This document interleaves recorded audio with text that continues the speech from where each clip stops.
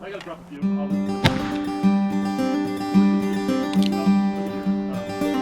gotta go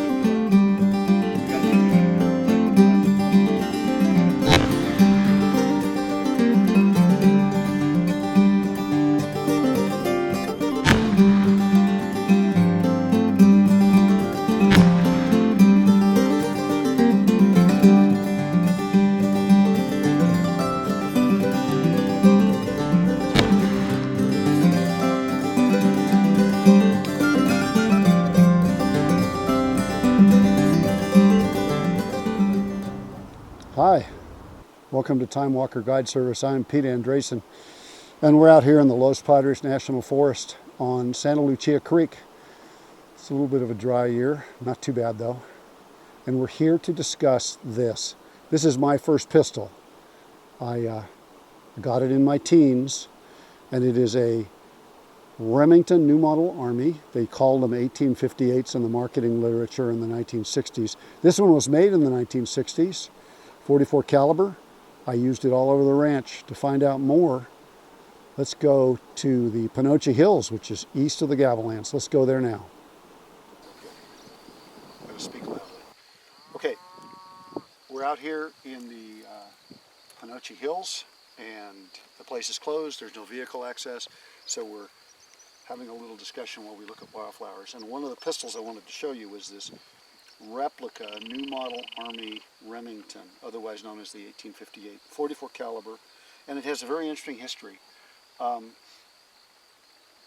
I was a kid, I had a wonderful childhood, and it was very complicated because my parents were both very distinct people. We owned several ranches, and one of the things that was interesting was that at about the age of about 13, my father decided that, well, he wasn't 13, I was 13.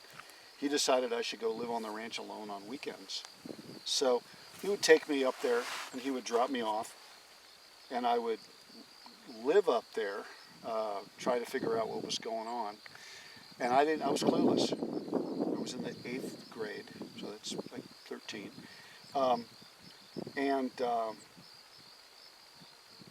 The situation got a lot better when I met a guy from the ranch next door named Seth. Seth claimed to have been in the Spanish-American War. He was about 85 years old. He didn't believe in four-wheel drive vehicles. He rode a horse. He claimed to have been a drover, a teamster in World War I, and then to have worked for the California Department of Fish and Game as a squirrel poisoner, coyote trapper, game warden, all kinds of different things. So, for some reason that I don't understand, he had a liking to teaching me what to do. Now, one of the things he had was he had an old pistol, an old Colt pistol. He also had a little Ruger Bearcat 22. But let me show you.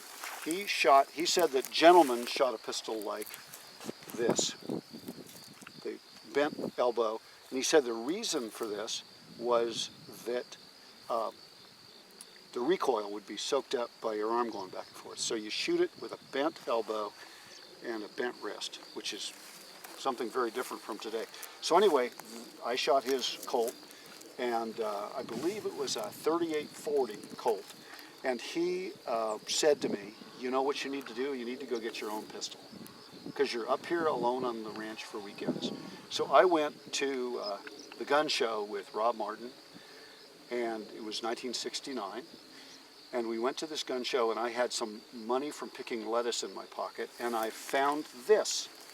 This is a cap and ball revolver that the kind was invented. The end model is from 1863, but the original version was invented in 1858. And it's a Remington, and it has several advantages over the Colts because it has a top strap and easy to take the cylinder pin out and that kind of thing.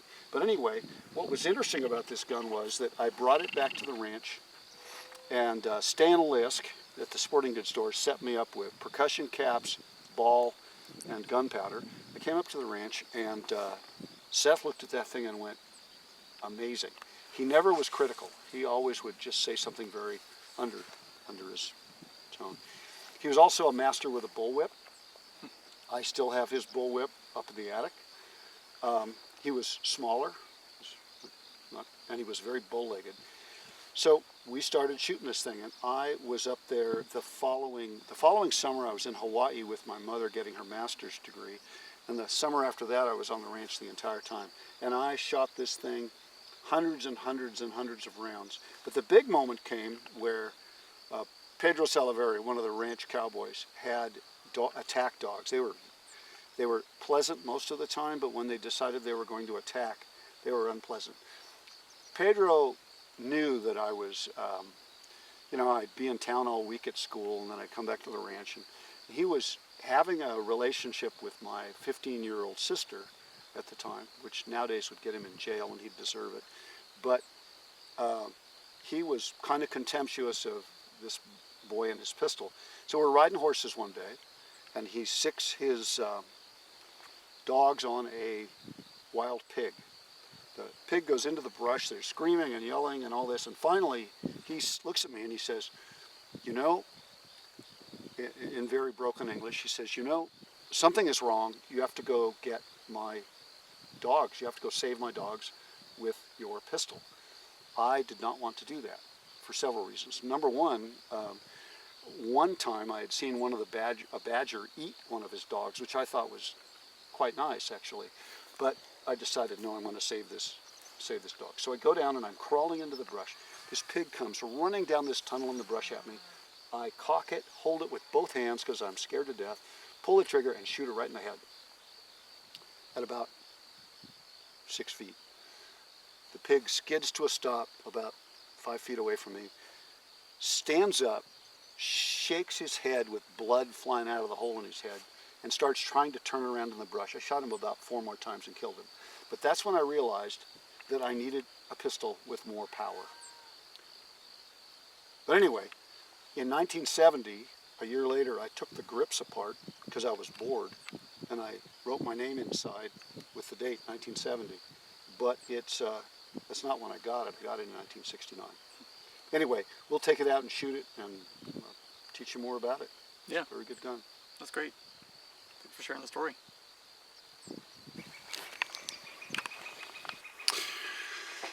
It's a beautiful windless day in California.